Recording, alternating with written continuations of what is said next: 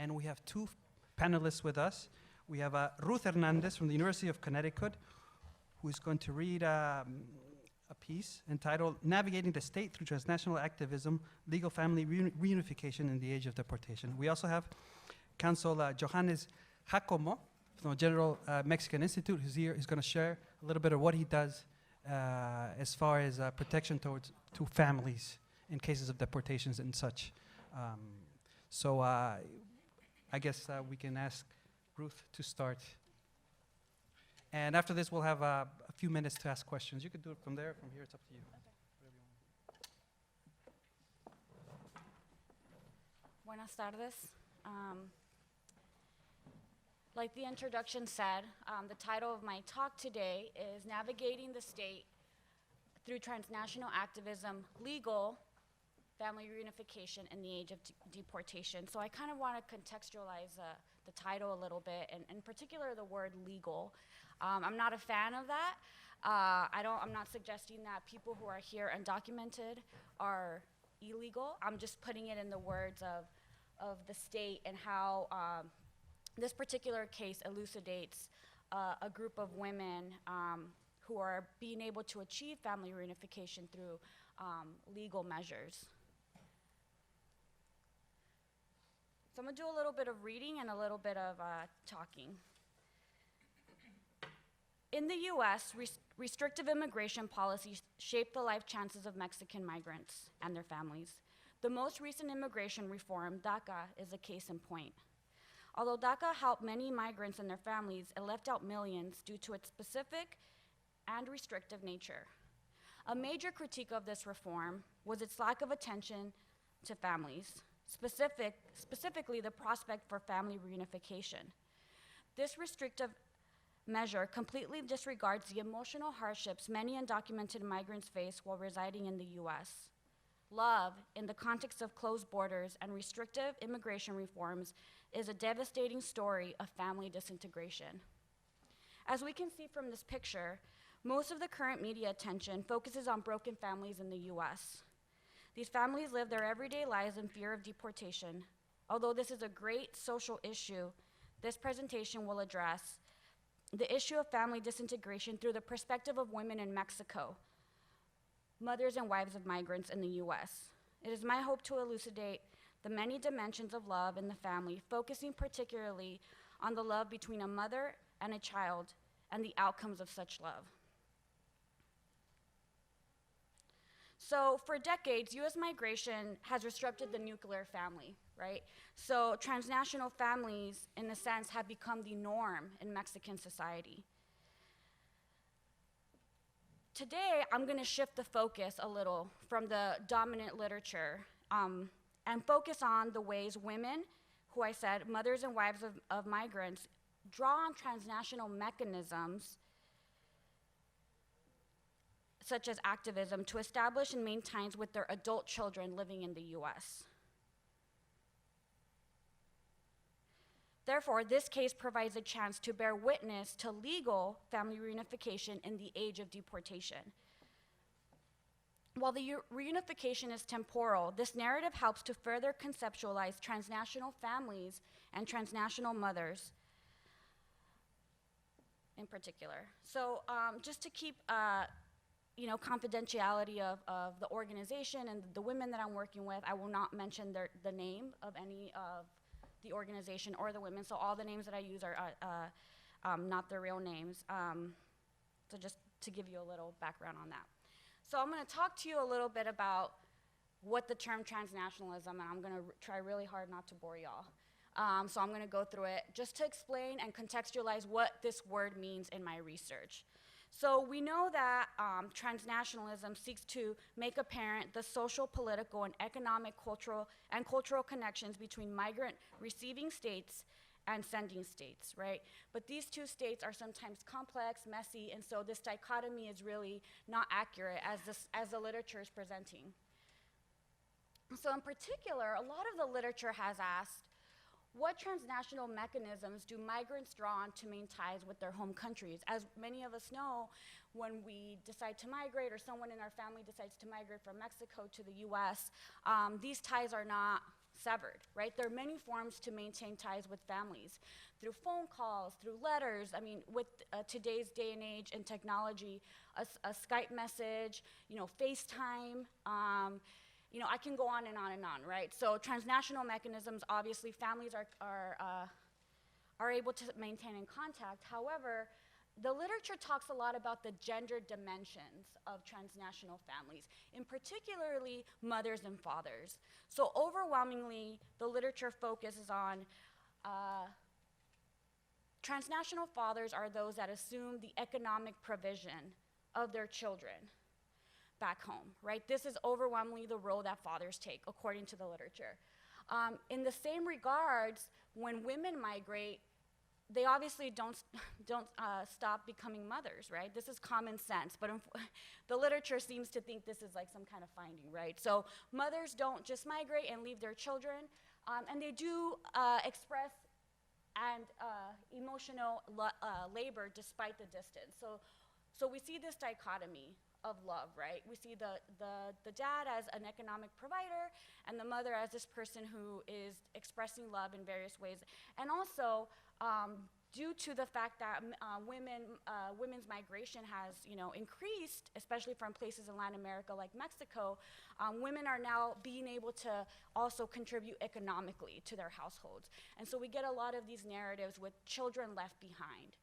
And so the mothers, in this sense, and just to quote sociologists Pierre Ondagnu Sotelo and Ernestine Avila, they talk about this idea of circuits of affection.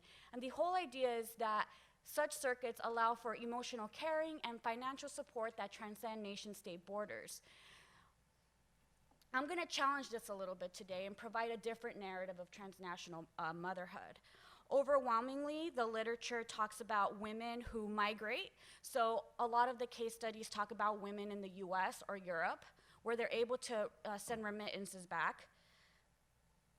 And the idea that they leave their children behind in these territories. So while the field of transnational motherhood has quickly developed and contributed to our understanding of families and the transnational processes implicit in migration, there remains factors to be explored. For one, studies mostly focus on mothers who migrate, right? Second, most of the caring practices that inform transnational mothers rely on a particular type of capital. Therefore, for the most part, the literature leaves us with this understanding that transnational mothers are women who migrate from the global south to the global north and are able to draw on resources, namely economic capital. In the words of Ondagnu Sotelo and Avila, milk, shoes, and education are the common staples of transnational motherhood. Today, I will show how women in Mexico with no capital, very little capital, are enacting transnational motherhood in a very different way.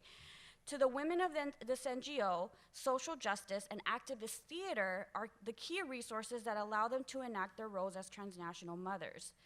So by shifting the focus to transnationalism, how transnationalism is being used in sending communities, this project has important implications for the ongoing theorization of transnational communities and the social ties that make them possible.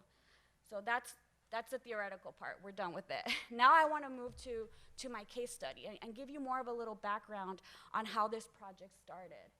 So I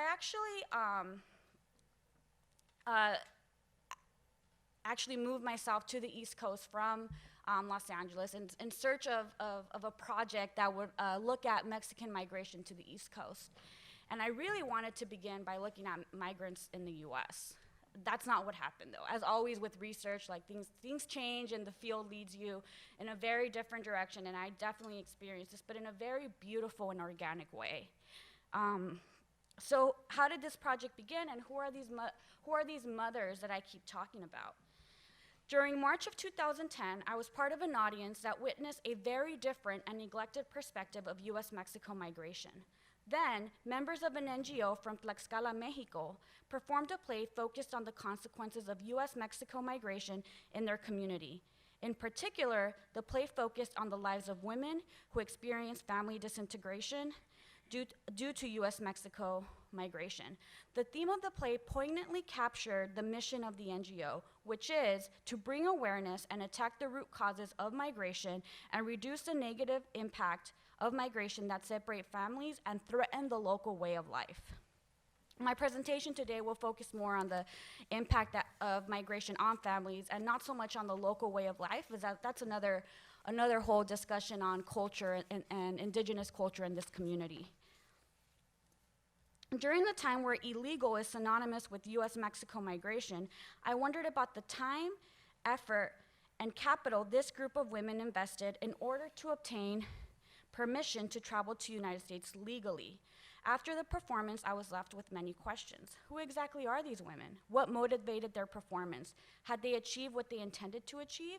And these questions really served the impetus for my ethnographic fieldwork conducted in Tlaxcala during the summers of 2011 and 2014. And through that process, I have refined my overarching research question, which now is, how do Nahua women residing in Tlaxcala, Mexico, experience their families' migration to the United States, and what, if any, institutional resources do they draw upon to address the fragmentation of their families perpetuated by this migration? Before turning to my research findings, I want to talk a little bit about the play. And so I mentioned I was an observer of this play, so I was just sitting in the audience. It was at an institution that will remain unnamed.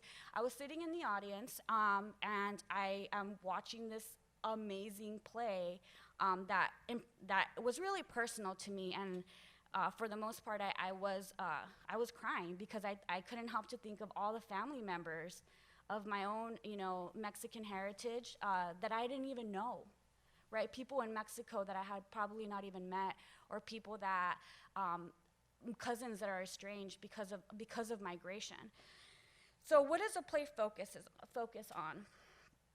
So, the play focuses on the perspectives of mothers and wives of migrants, and particularly mothers, though, and I'll explain why in a second. And so, it shows how southern regions of Mexico, in particular, like migration from Tlaxcala, has taken a toll on this community. And like other southern regions, this migration is fairly new, so beginning roughly around the 1980s. So the play focuses on the tensions between modernity and tradition. So that's this figure up here that comes actually from the play itself, from the brochures that were handed that day. So you see definitely the tensions between modernity and tradition, and this house that I'll talk about in a little bit. So there's a tension between two of the main characters, Rosa and Juana. And they're fighting over and disputing over what to do with the land that they've now inherited after their mother has died. Rosa wants to build a really big house, as you can see back here, that pink house, wants to build a really big house with a pool.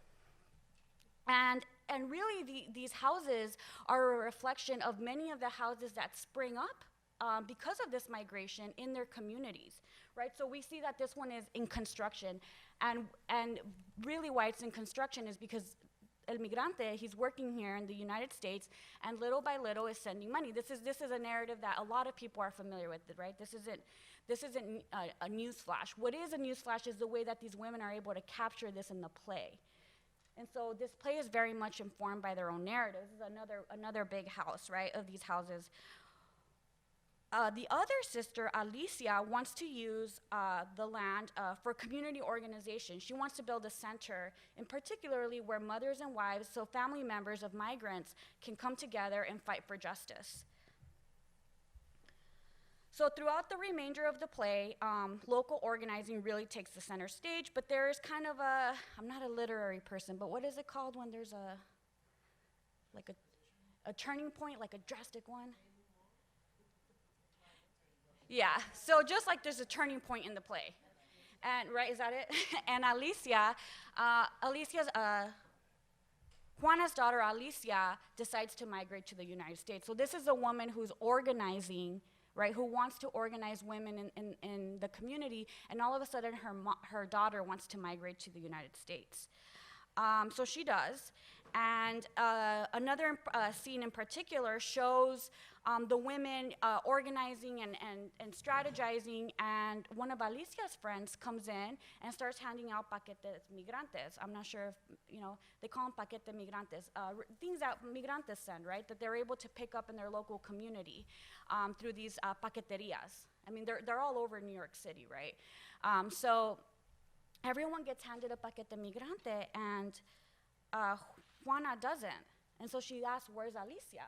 And so the friend just ignores her, and she's like, look at this, just ignores her. And she's like, where's my daughter? And she's like, the truth is no one has heard from her. We haven't heard from her. We don't know where she is. We never got a hold of her after she crossed the border, which again reflects a lot of the situations that happen every day of people trying to cross. So this play is very much, it's a fiction, but it's very much rooted in the experiences of this community and these women in particular. So the play concludes with a successful demonstration by the women asking both governments to do something about these types of injustice, in particular the disappearances of many migrants in the U.S. Mexico border. And I want to read a little bit of what they say. They say, we demand that the Mexican governments act once and for all and put an end to undocumented migration. We don't want to keep sending our blood to the U.S. and in return receive sick or dead bodies. We demand that the U.S. be clear once and for all, or completely open or close their borders. So this is a statement from the play in which the women are demanding to take action by the government. So the play concludes with Alicia deciding that she needs to migrate to the United States I get the names mixed up, I think I'm talking about Juana, to find her daughter, Alicia, right? So she decides to migrate, and it's a very sad scene in which she's praying to God and asking God to help her along her journey. The play ends with the women of the local community contemplating how they will go on without their leader, and the play kind of ends like that. And so it was a very poignant example of the devastating consequences of migration in the community. And just to give you a little background of Tlaxcala, it's the smallest state there in Mexico, right underneath Mexico City and above Puebla. And here's a picture of the community itself. It's 25 minutes from the state capital, maybe like 15 actually. It's what they call semi-urbana. Coming from LA, I was like, this is rural. They're like, no, this is semi-urban. I was like, okay. Most people work in the city or commute to Mexico City. And there's a high incidence of migration to the eastern part of the United States. So in particular, New York City, New Haven, and Pennsylvania. And here I have a sign of these paqueterias, right, that are all over this town. And so you see Mandara, New York, Connecticut, Queens, Brooklyn, Pennsylvania, right? So you're able to send these paquete migrantes back and forth through this mechanism. So, and this is a picture of the community center itself. And that little blank spot was their name, which is why I took it off. So now I want to talk a little bit about, I talked a lot about the play and when it was performed, but I want to talk a little bit about the process that it took to get these women here to the United States in this quote-unquote legal mechanism. So I want to say that it wasn't the first trip that these women have done. It was actually their second trip.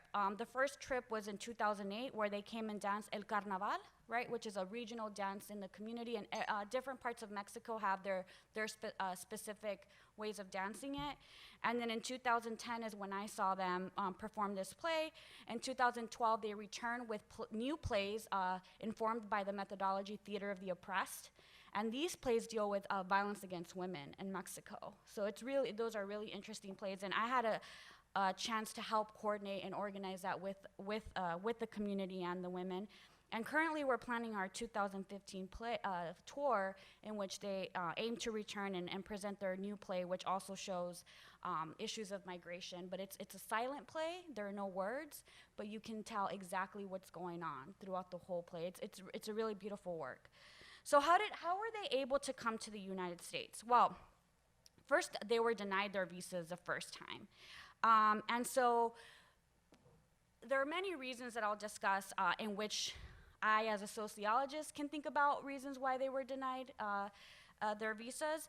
But the idea to form this group and travel to the United States, because as many of you know, obtaining a visa from Mexico is really difficult, especially the capital that's involved in it. It's like $160 per application, and if you get denied your visa, you have to pay that $160 again. On top of that, you have to pay for your passport, right? So all these different types of capital that's involved. And so the way that these women are able to do it is through a combination of a B1, B2 visa, which is a business, and then a tourism. And they apply for it as a group, but then they also have to fill out individual applications. And so they got this idea from when the organization began, it was actually targeted towards adolescents. And so adolescents were the main participants. The reason why women from the local community got involved was these adolescents started pulling their moms into it and said, hey, you should come with me to these pláticas, right? And so a group of 3 adolescents worked on a documentary and entered it into a competition in the US and won. These are 3 adolescents with university educations from this community, and so they go and apply for their visas having no information, not really knowing about the process, and they get it. And so in the community, that was like, that's a huge victory. And so this group visa now served as a mechanism, as I call it in my work, to be able to travel to the US, quote unquote, legally. So during the process, there's a group interview. The coordinator of the group also gets interviewed. This specific coordinator told me she got interviewed for like an hour, just basically like questioning like, what's your play about? What are you doing? Are you there to see your family members? And I'll talk a little bit about that. And then there's individual interviews with the women. Not all of them, but some of them. So the first time they applied for their visa in this particular case, they were accused of lying, and they were denied without any proper information. One official told a woman, quote, and I'm gonna read it in Spanish because of the translation. I also have it in English, but I'm gonna read it in Spanish. ¿Cómo unas mujeres indígenas iban a hacer eso? Tlaxcala es el primer estado que toda su gente está en los Estados Unidos. ¿Cómo puede ser que ustedes van a presentar una obra? Ustedes van a directamente a sus familias, nada más van por eso. So this is what somebody told one of the women, right? And so you see the institutional racism there, right? This like derogatory, like indígena women from this community, you're lying, your theater has no credit. And then you also see the state's position on family reunification, right? Well, you know, being reunified with your family isn't really like a probable cause to travel to the United States, so just go home. When these women had worked for like 3 years on this play. So they go home and they're devastated. And so when they reapply again, they're able to this time get their visas approved, but as I show in my work, it's through a series of transnational mechanisms. For one of the founding members of the organization had done a lot of organizing and he traveled back and forth. He had a visa. He's actually done a lot of organizing in New York City as well. And so he is able to connect or find, I don't know how to say it, establish that this particular community become a sister city, right? We're familiar with those sister city programs, with a particular city in New England. So this now gives them some kind of institutional support in which now when they're denied their visas, you know, they in particular got a congresswoman to write for them and say, no, this is legitimate, we want them here. And also a series of letters came from universities, in particular Ivy League universities, who then called the embassy and said, why did you deny these women the visa? We've already paid capital to have them here, and we want to see their performances. So let me read a response the second time around when they go back. This is Doña Jerónima, as I call her. Y me dijo, hola, buenas tardes. ¿Cómo está? Y yo le respondí, yo ya no tenía miedo como la primera vez. Y me dice, ¿a dónde fuiste a actuar ayer? Y le dije, fui a la Universidad de Puebla. Y me dice, wow, felicidades. Okay, tienes tu visa, right? And so this whole like institutional processism and how the state blocks these these visa processes is in particular informative of my work. And also, in my work, I argue that these institutional ties gave them the reasons to be able to achieve this. And so one of my respondents, Doña Chela, noted, o sea, uno como mamá se imagina verlos, pero cuando regresen a México, pero no allá en los Estados Unidos. Y gracias a Dios, sí llegamos hacia allá, o sea, más que nada echándole ganas y creyendo en la organización, right? And so this whole idea of women joining the organization as mothers is particularly key to understanding this idea of transnational motherhood that I began with. And so the next two pieces of my work, I'm just gonna, actually don't know how I'm doing on time. Okay, no one knows, so I'm just gonna keep talking. So although I did not observe family reunification or the women's interaction with their family members during the 2010 performance, I did witness it in 2012. In September of 2012, I was sitting in the waiting room of the John F. Kennedy Airport in New York City, awaiting the arrival of the women. I was excited to see some of the women I had interviewed in 2011 and meet some of the new members. Their arrival marked the third successful trip to the US. At the airport, I met and talked to daughters, sons, husbands, and grandchildren, anticipating the arrival of their loved ones. Witnessing the group's arrival was an emotional event. I was overtaken by their excitement. Shedding tears was an inevitable outcome. So just seeing and witnessing this family reunification was definitely a very emotional experience. And there were people there waiting for them, but some of their children, out of fear of deportation, decided not to go to the airport and meet their family members, which is, it's truly, you know, I'm painting this picture of love in a very sad way, and I'm very sorry, but this is a story of family disintegration. So when I saw the family reunification that day, it was a poignant reminder of the ways family and motherhood were at the center of the women's stories. So when I asked the women why they joined the organization, all but one, and I have a sample of 31 of these women, all but one said that they joined the organization in order to see their children. And so this definitely contextualizes the issue of, I can't see that. Okay, this definitely contextualizes the issue of activisms and the tensions of motherhood, which I don't have time to go into that today. But I want to read one quote that really exemplifies this idea. And so I asked this woman that I call Doña Porfiria, who traveled to the U.S. in 2009, how her children's migration affected her. And she noted, "Me afectó emocionalmente, porque uno queda como diciendo, uno como madre o padres decimos, ya como que me quitaron un pedazo de mi carne, un pedazo que me arrancaron así brutalmente, y es una herida que tengo, aquí, siempre aquí, que siempre me duele y duele y duele porque mis hijos no pueden estar aquí, porque mis hijos no pueden venir, porque si vienen ya no pueden regresar.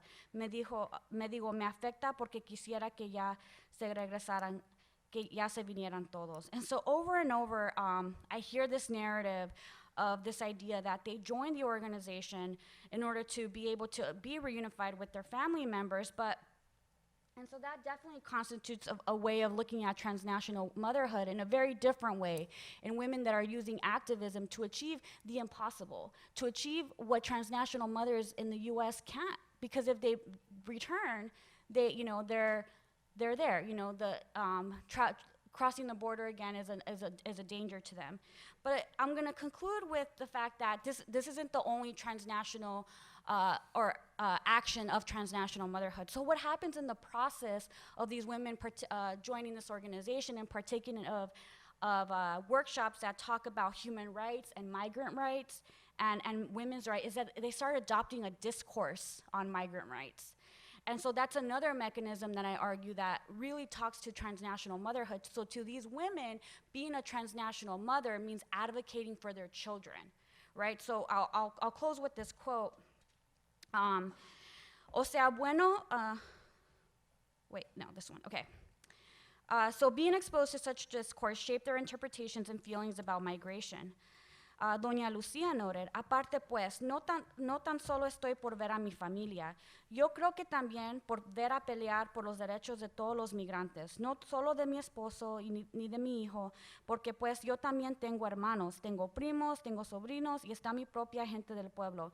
Entonces, yo más que nada, pues sí me gustaría apoyar, como estar en la lucha para que ellos, no sé, tengan algún beneficio, a lo mejor que haga una ley que los proteja, o no sé, pues ellos no cuentan con ninguna ley que los puede proteger a ellos. So they start adopting this migrant discourse around migrant rights, which I argue is definitely a sign of a way to enact motherhood. And so a very small number of the women interviewed actually called themselves activists or regarded their actions as activism. Yet all of the mothers interviewed noted that participating in the organization changed their perspective of U.S. Mexican migration, particularly migrant rights. The data reveals that participating in social justice enables women to develop a consciousness that allows them to understand structural inequality. Through their participation in the organization, women began to form their own opinions and discourse surrounding migration. The discourse, I argue, is pivotal to the enactment of transnational motherhood. Thank you.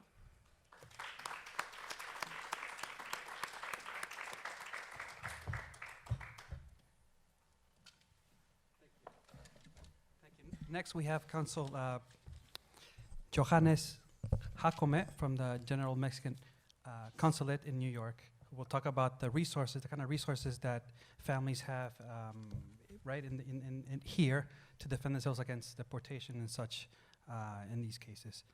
Okay, thank you. Thank you very much. When I learned I was coming to this event, I wasn't sure what does the bureaucrat can say about love. I mean, bureaucracy is the end of love in every way. And I came to realize that maybe that should be the context of my presentation.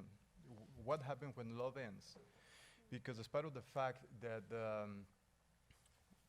we're everything but anything romantic, it's just an office with a bunch of people working there, we see the consequences of people's interaction. And as Consulate, as the representation of the Mexican government of several institutions, we see that interaction. And the first encounter we have with love, maybe, it's when we celebrate marriages. We receive Mexican nationals who, for some reason, wants to get married, and so they go to us instead of going to City Hall, and they celebrate the marriage with us. And it's a civil marriage, and it's valid in Mexico, and of course, by international law, it's also valid here, but it has to be validated.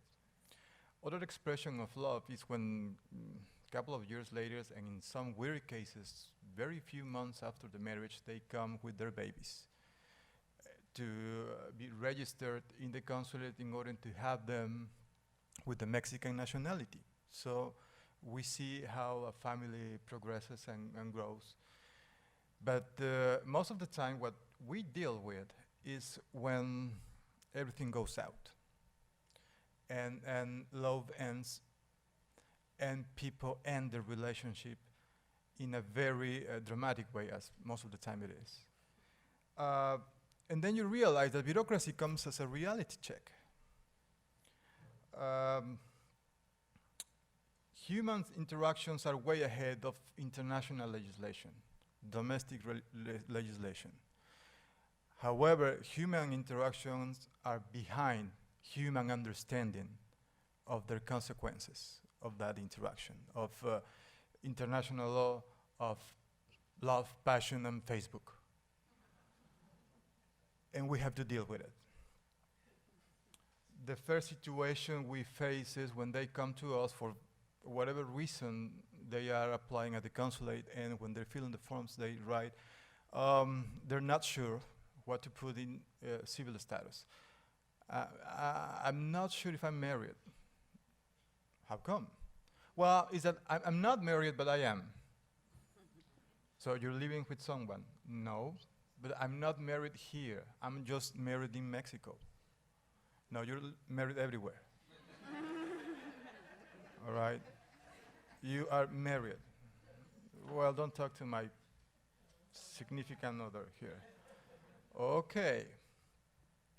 And then well, we realized that there are the families here, and they're married, and they have to divorce. Of course, they go to the consulate and ask for the divorce filing forms, and we don't have them. We don't produce divorces. For some reason, we get them married, but we don't divorce them. All right? So they have to deal with it. And then when everything starts to get very complicated for them, what they usually do is they go to an attorney, and attorneys do what attorneys do. They say, okay, just fill out this form, I'm going to represent you, I'm going to go to the court and file this form, and you're going to go and get a decree. But what happens? The decree, it's only valid in the United States. They got married in Mexico before coming here. And you need to explain them that situation. You need to follow proceedings in Mexico. Because despite of the fact that you are divorced before the US law, nobody has informed the Mexican authorities that that marriage is no longer valid. So maybe you will never face consequences, but let's think about the scenario. We were listening in the previous presentation. People are sending money to Mexico and they're building houses. If there is somebody passes away, maybe it's the immigrant worker, and well, there is inheritance. If there is a wife in Mexico, she is going to be the one inheriting everything, because there is a marriage certificate there.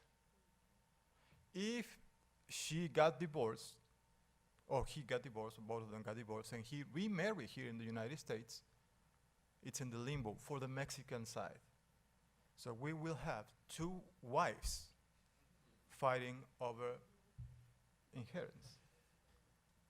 So we need to advise people, don't do that. I mean, if you really want to get married again, please just end before everything related to that marriage.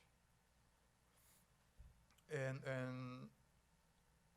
people don't understand it. They believe, and they have the right to believe so, that going to a court entitles them to follow the rules, and they are complying with the law. But we need to see that in a transnational scenario, that's not clear.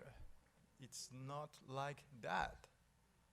So they go to the consulate, we advise them what to do. And it's very unpleasant for us when we handle the case of a Mexican national who passes away to be dealing with 2 and 3 wives, with 2 and 3 widows, and all of them have some sort of a right to describe themselves as a widow. All right? So just pass the word, please. Don't let him do that. And I was telling you that we don't understand the consequences of the international exchange of information and the international means of transportation right now. And Facebook and social networks, we don't understand, are not mirror of reality. News, information on Facebook, not even people on Facebook are real. We all know we have pictures and Facebook pictures. And not every profile in Facebook is real. And why do I say this? Because I've been here only for 7 or 8 months, and I've received 7 different cases of people who come to us asking for help because their fiancé is experiencing some extreme situations overseas, in Mexico or Brazil or Colombia or something. And okay, just explain the situation for me. Yes, I want Mexican police because I'm a Mexican, and contact Brazilian police and the FBI because my girlfriend was kidnapped. Okay, so explain the situation. Who's she? This is the name. And it turns out that it's a heavenly creature. It's a beautiful lady who belongs in a billboard for Victoria's Secret, all right? And this less than heavenly creature guy met her through Facebook. And the heavenly creature, for some reason, fell in love, madly in love. with this less than a heavenly creature guy.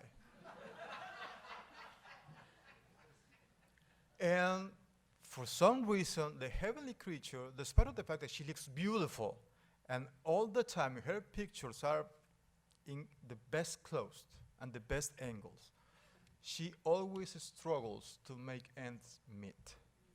So Mr.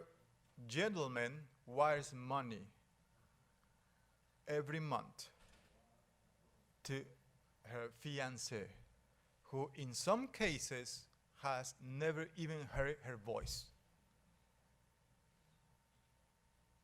And then they make arrangement for her to meet his parents in Mexico. And of course, parents make a large party and welcome him.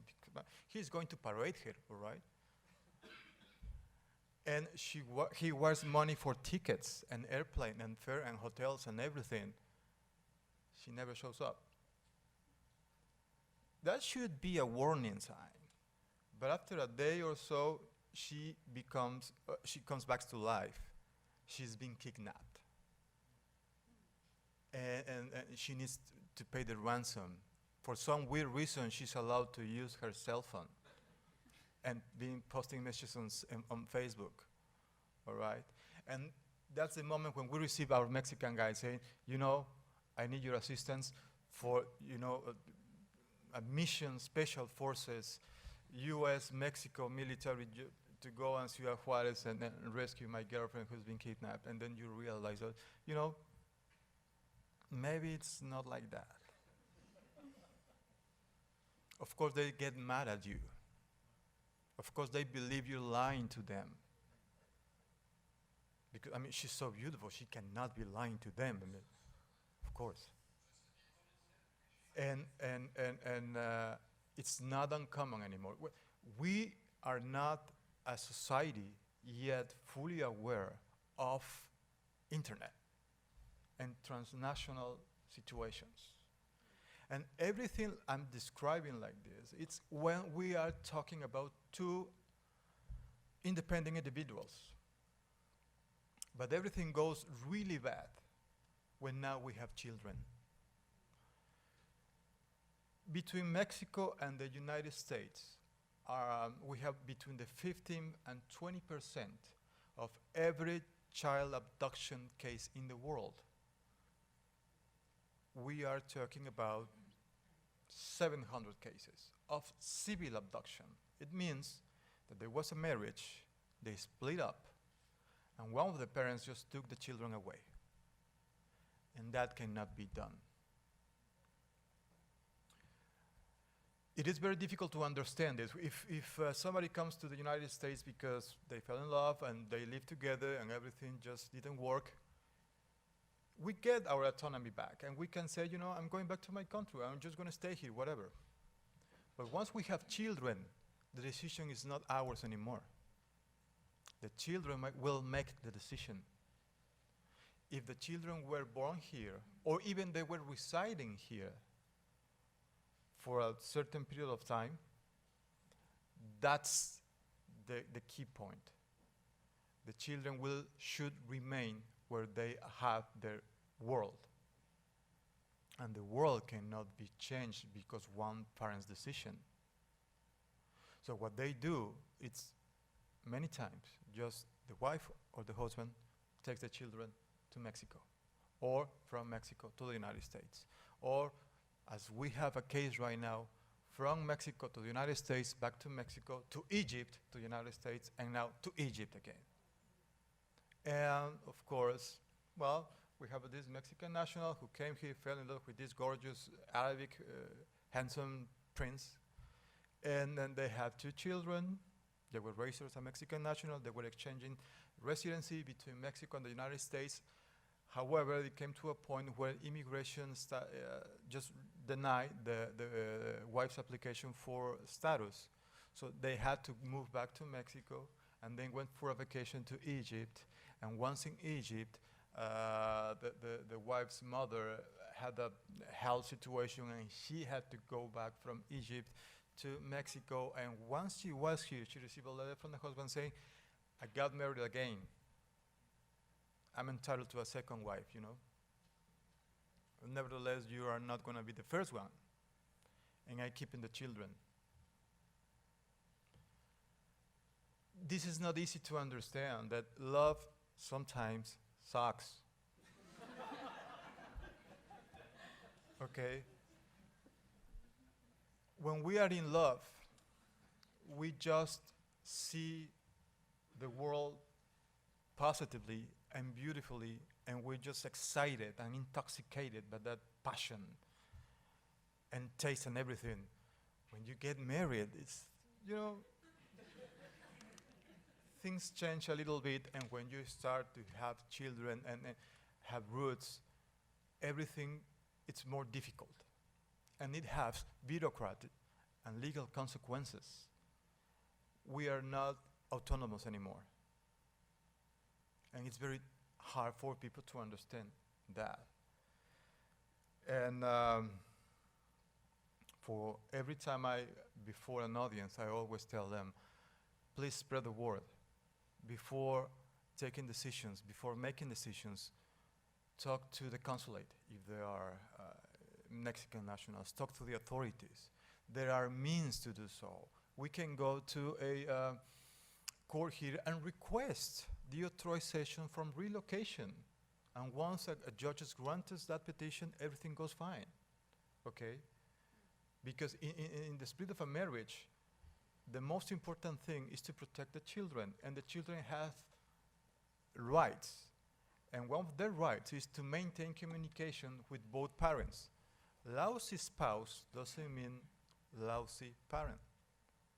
But when we split up, we weaponize kids. And we use kids to hurt the other one. And you will never see them again. The good news is that not because we cross borders, we are out of the situation. There's means to get back at us.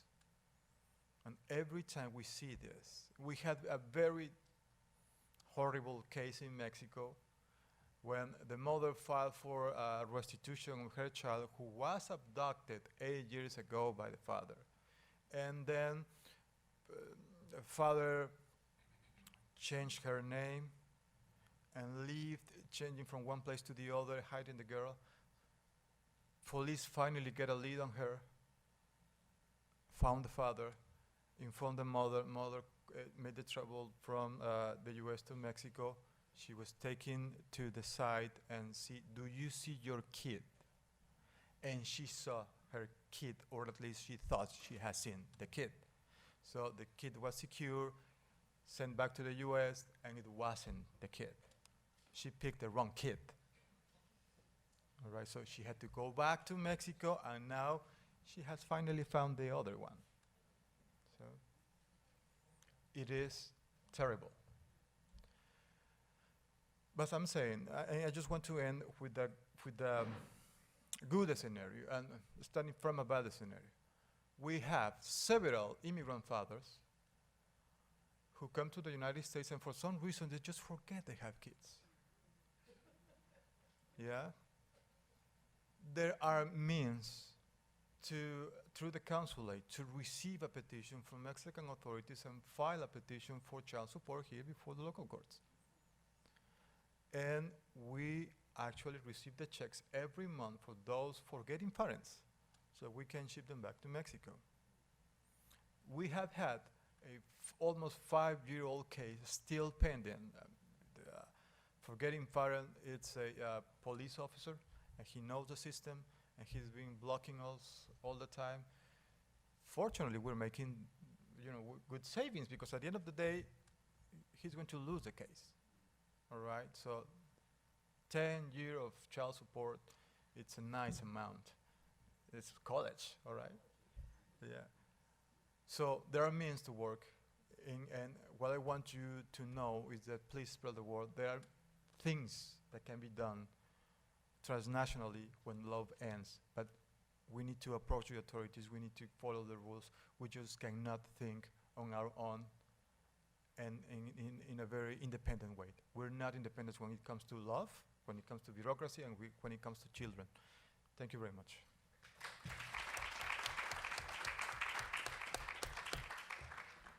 In retrospect, I should have named this panel Amores Perros or something like that, right? It never translated. In English, love is a bitch. I don't know. I don't think it, we teach translation is not a really good translation, pero palabras sabias del cónsul Jacome. Jóvenes, listen. No, listen. Be very careful. Think about before you do these things because they have consequences, no? And by the way, this just supports my view that reality is a lot better than fiction. I was just telling Mr. Troncoso before that. And by the way, I'm claiming that story. I'm plagiarizing. That's mine, okay? Heavenly and Unheavenly Creatures. That's how I'm going to title it. But anyways, if you have, I'm sure you have, these have been excellent presentations. I'm sure you have questions. Please raise your hands if you have questions. And I'm going to have to repeat them because we don't have a microphone, unfortunately. So. This is not a question, but I would like to thank the consulate because on the radio every week, the Mexican consulate gets on the radio, 92.1 I think it is, and has a program where they come and they answer questions about immigration status, child status, etc. So when you ask us to correr la palabra, it's very useful that it's on the radio. I mean, I think often as academics we only see it in terms of the piece of paper, but in fact the vehicle for, I'd say a large majority of people is the radio. And so I'd like to say that there's love in that behavior, and so positively speaking, thanks for the love. Thank you. Thank you. We do what we can, and radio proves to be a great means of communication, better than TV sometimes. Because I mean, our Mexicans do what they do here, and at the time they're already working at the kitchens, and they're listening to us. Yeah. Yeah. Questions?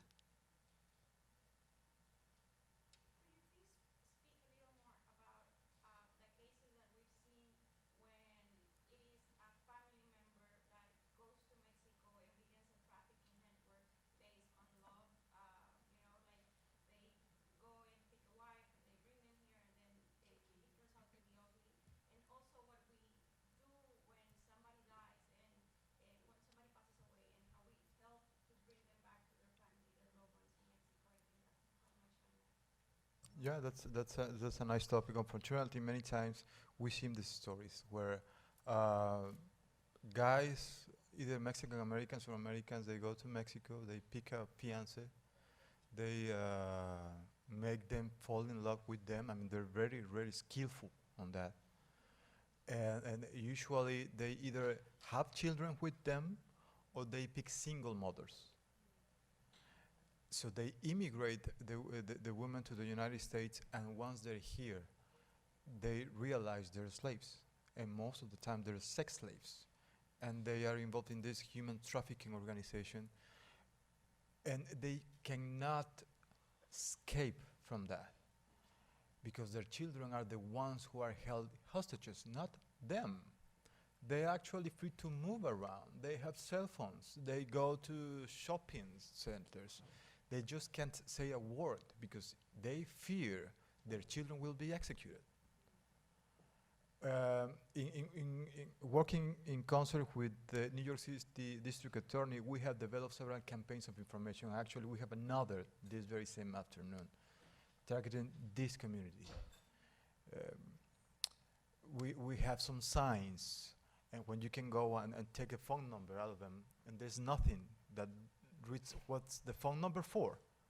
All right, so if the husband just discovered the phone number, you can tell it's for pizza delivery or something. And actually, it's the city jail. It's the city district attorney, so we can file a complaint. And what we do is we make a coordination between Mexican and American authorities to act at the same time in the Mexican end and the American end, so we can rescue the children and apprehend everybody. And in some of the cases, we push forward for the family entire to be reunified again, either in Mexico or in the United States. When it's in the United States, it's a little bit more difficult, but it happens.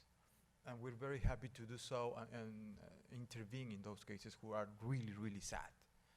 And in the other one, it's when, well, our national passes away here. And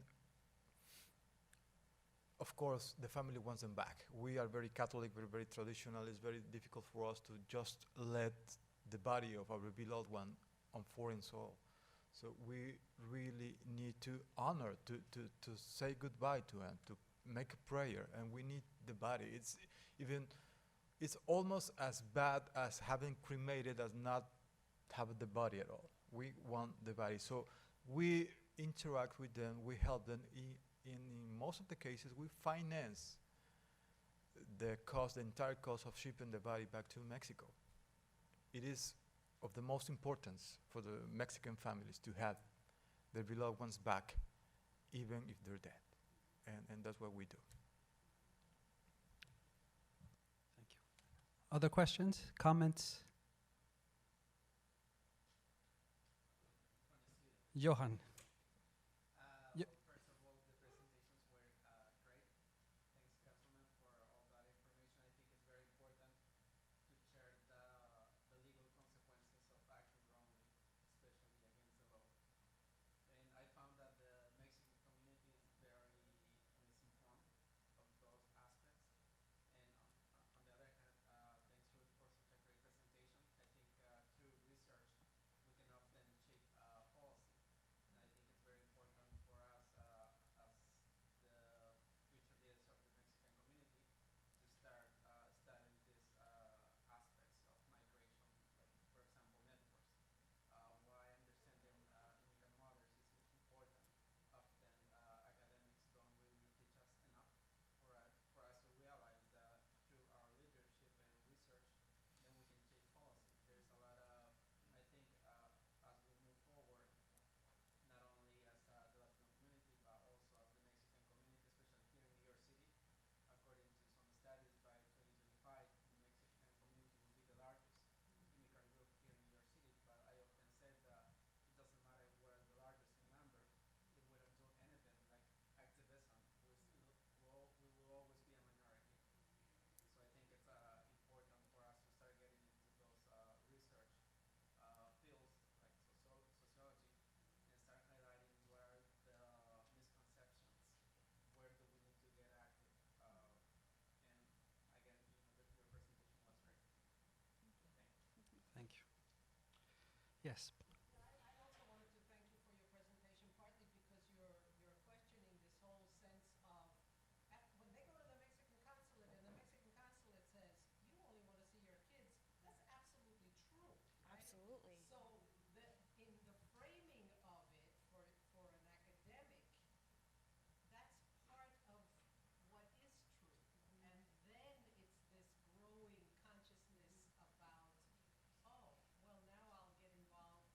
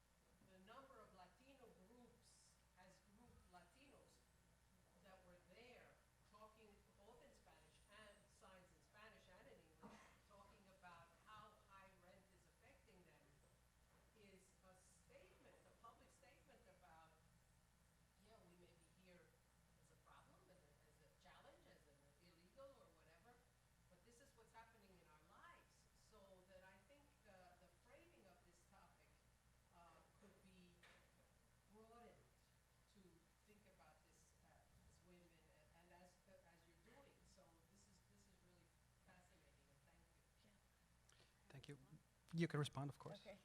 Thank you for your comments.